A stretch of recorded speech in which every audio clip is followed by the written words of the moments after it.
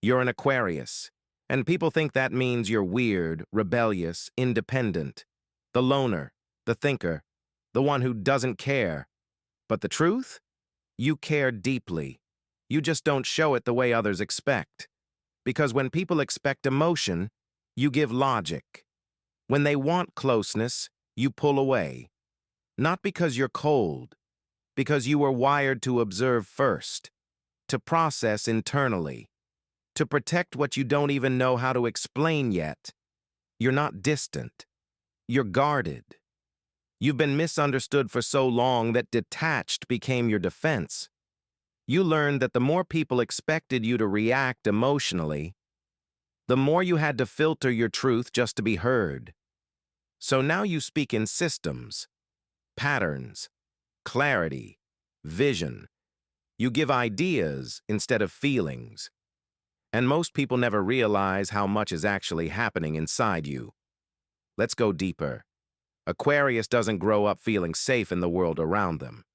Not because of some big, obvious trauma, but because you always felt a little off-grid, too curious, too smart, too awake. You saw things differently, heard things no one else caught, felt things you didn't know how to describe. And instead of being nurtured for that, you were called distant, weird, too much, too different. So you adapted. You pulled back. You started watching more than participating. You started trusting ideas over feelings. And you created your own internal world where things made more sense, where you weren't too much, where your truth was safe, even if no one ever saw it. That's where your genius comes from. But it's also where your disconnection began. Because now, you struggle with presence, with intimacy, with being in your body when it gets uncomfortable. You live in the future, in possibility, in solutions. But when someone asks, "How are you really?" you freeze, you deflect, you minimize. You try to make a joke or say something profound so they don't see the part of you that still doesn't feel safe being known. And that's the wound. You want connection, but you don't trust it. You want community, but you pull away when it gets too close. You want to be understood, but you don't even know if that's possible. So you settle for being admired instead. You let people orbit you, but never really touch you. Because being admired is safe. Being loved feels dangerous, and no one talks about that. Aquarius doesn't fear rejection. You fear being consumed. You fear disappearing into someone else's energy. You fear being emotionally responsible for people who don't take responsibility for themselves. So you avoid mess. You detach early. You intellectualize the feelings. You rationalize the breakup. You explain it all with clean logic. But inside, there's a storm you don't let anyone feel but you. And you carry it quietly, even when you're the loudest one in the room. Because what people don't see is you're tired of shrinking your truth so it makes sense to others, of feeling too advanced for the space you're in, of being ahead of your time and lonely in your knowing. You want to rest. You want to be held, not fixed. You want to speak without explaining. You want to be seen without being studied. You want to be met, not managed. But you don't say that because you don't want to seem needy. So you go back to your projects, your space, your vision. You pretend you're fine in solitude, and sometimes you are. But other times, you're just tired of being the one who's always good alone. You're not cold. You're guarded. Because underneath all the brilliance and detachment is someone who just wants to feel safe enough to stay. Here's the flaw, the real one. You disconnect too early. You walk away mentally before anything even falls apart. Not out of malice, but because in your world, disconnection feels safer than disappointment. You don't ghost because you don't care. You ghost because you care too much and don't know what to do with that. You feel everything and then shut it off. You love deeply and then distance when it gets too real. You build connections and then question whether they're real enough to hold you. Because Aquarius has a complicated relationship with intimacy. You want closeness, but on your terms. You want to be understood, but not invaded. You want love, but not if it requires losing your autonomy. So you create space, even in the middle of connection, even in the middle of the relationship. You create room to breathe because you're terrified of suffocating in someone else's emotions. And the person on the other side? They usually don't understand. They feel shut out. They say you're cold, that you changed. But the truth is, this is your love style. Aquarius doesn't chase. You don't perform. You show up as you are, and you want someone who lets you stay that way. But here's where it gets tricky. You tend to attract people who want your mind, but can't handle your space. People who admire your ideas, but misunderstand your boundaries. People who want your attention, but don't give you the freedom to disconnect and return when you're ready. And so you leave. Emotionally, energetically. You don't always slam the door. Sometimes you just float away. Because for you, the minute love becomes an obligation.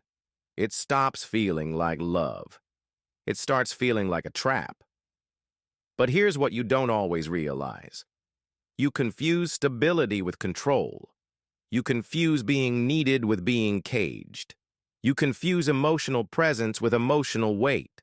And because of that, you leave before you ever really arrive. But your glow-up starts when you stop running. When you stop pushing away people who actually want to understand you. When you stop testing everyone to see if they'll stay through the silence. When you stop building walls out of "I'm fine" and start learning how to say "I'm scared," because you are. You're scared that if someone gets close enough, they'll find your uncertainty. They'll see that behind the innovation, behind the confidence, behind the self-sufficiency, is a person who still doesn't fully know how to receive, how to relax, how to soften. You lead in every space. That's your nature. You walk into rooms and shift the energy. People look to you for the big idea, the vision, the truth they couldn't find on their own. You're a thought leader, a futurist, a disruptor. But the truth is, sometimes you're tired of always knowing what to say. Tired of holding space. Tired of solving everything. Tired of having to be the one who's ahead of the curve while secretly just trying to feel okay in the moment. People misunderstand that about you. They think you're all intellect, all innovation. But what they miss is that underneath all that logic is deep emotion you don't trust enough to show. And that's where your evolution begins. Not when you become more emotional, not when you start crying in front of people who haven't earned it, but when you start letting your emotions exist without shame. When you realize you don't have to be unreadable to be respected. You don't have to be perfect to be loved. You just have to stay present, stay open, stay soft, even when your instinct says, pull back. Because Aquarius, your glow-up isn't becoming more like everyone else. It's finally allowing someone to experience all of you without controlling how they receive it. And when you do that, you unlock something new, not just in love, but in your leadership, in your purpose, in your spirit. You move differently. People feel you differently. And more importantly, you feel yourself more fully than you ever have before. Let's talk about timing. Because Aquarius doesn't just live in the moment. You live in what could be. Your mind constantly loops between what's missing and what's next. You process life like a pattern, trying to predict when it all clicks. But the truth is, Even someone as forward-thinking as you still needs to move in rhythm. Because if you force motion when the season is asking you to pause, you don't evolve. You just burn out. Here's the rhythm you've been feeling without words for it. You live in 9-year personal cycles. Every year has its own theme, energy, and purpose.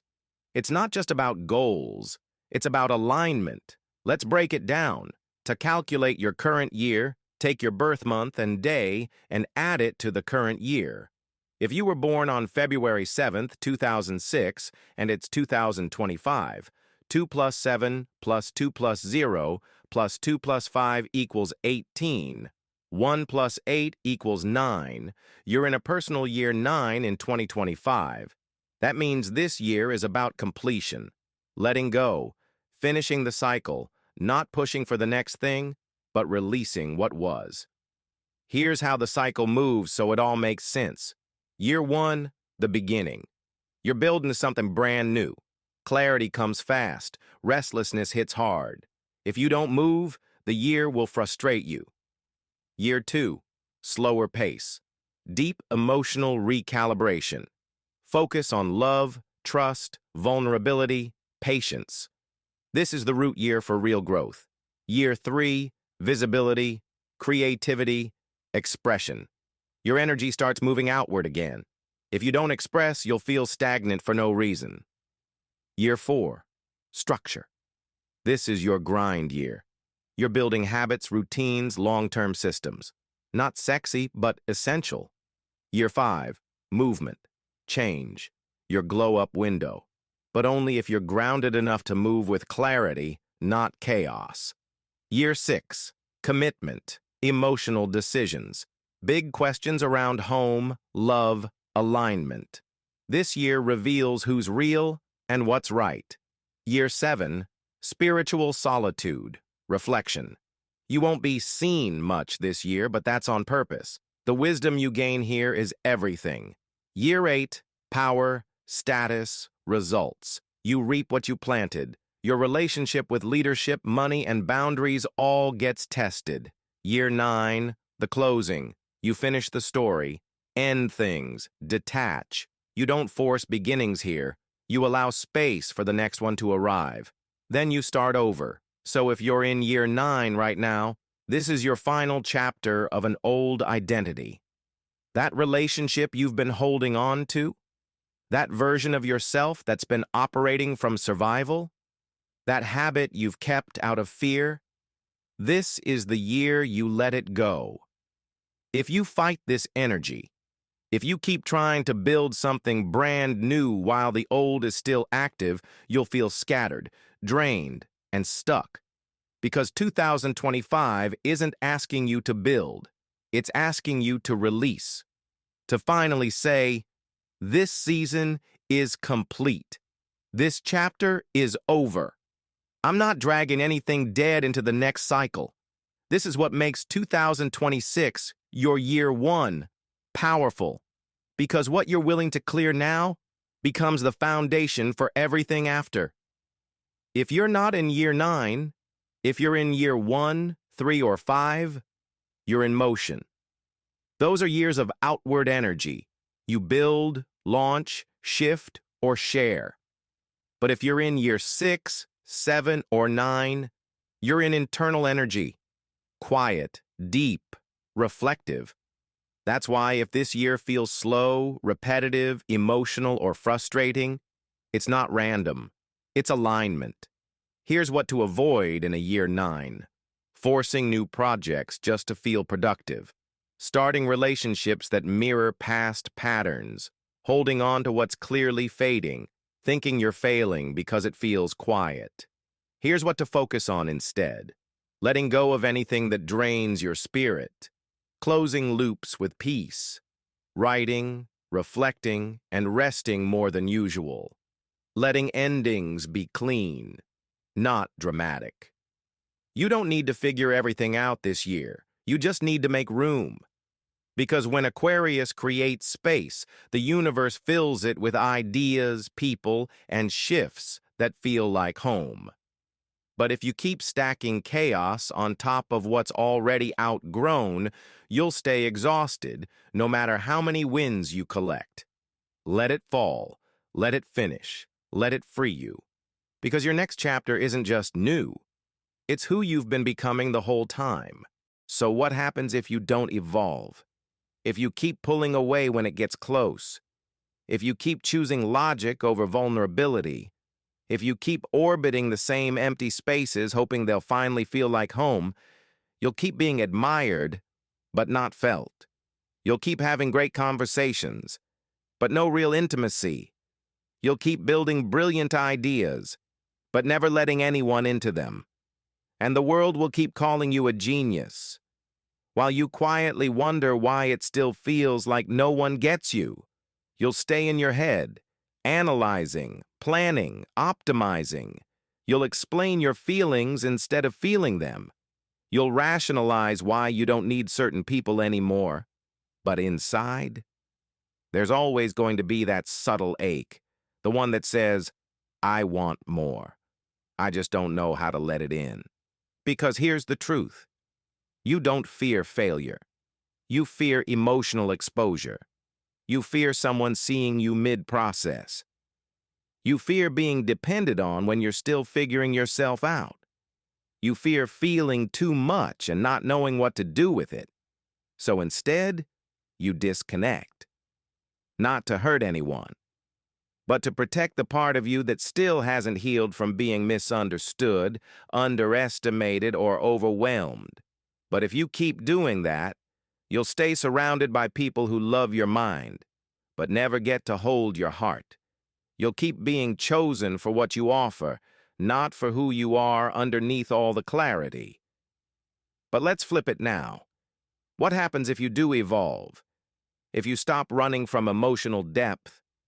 If you stop hiding behind "I'm good" and start allowing softness into the room? Everything changes. You don't become weak, you become magnetic. Because now, people can feel your presence. Not just your thoughts, not just your ideas, you. You become more honest in your relationships.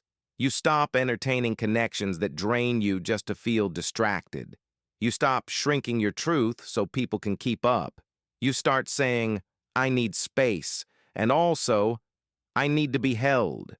You stop editing yourself to be palatable, and finally let people love you as you are. You don't need to become more emotional. You just need to stop being afraid of your own.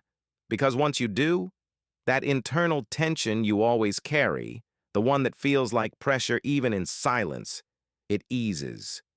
You stop questioning every feeling. You stop needing to label every shift. You let it be. You breathe. You feel. And then, you respond from truth, not fear. That's the version of you that's been waiting. The version that trusts stillness. That knows how to stay. That doesn't abandon the moment just because it's messy. That's where your real power is. Not in what you know, but in what you're finally ready to let go of. Because Aquarius, you weren't made to be distant. You weren't made to be too smart for connection. You weren't made to only lead from your mind. You were made to bring vision into this world, to challenge the system, to flip the script. But first, you have to stop doing that to yourself. You have to stop treating closeness like a threat. Stop calling detachment strength. Stop pretending you're okay being the one who always floats above the emotion while secretly craving someone who just gets it. Without needing a full explanation, you are the revolution. But the most powerful rebellion for you is to stop pretending you don't need love. You do. You always have. And now, you're finally safe to receive it. You're an Aquarius. You weren't made to blend in. You were made to shift the room. But this time, don't just shift it with your mind. Shift it with your presence, your softness, your truth. The version of you that's still healing, but not hiding anymore. That's your next era, and it starts now.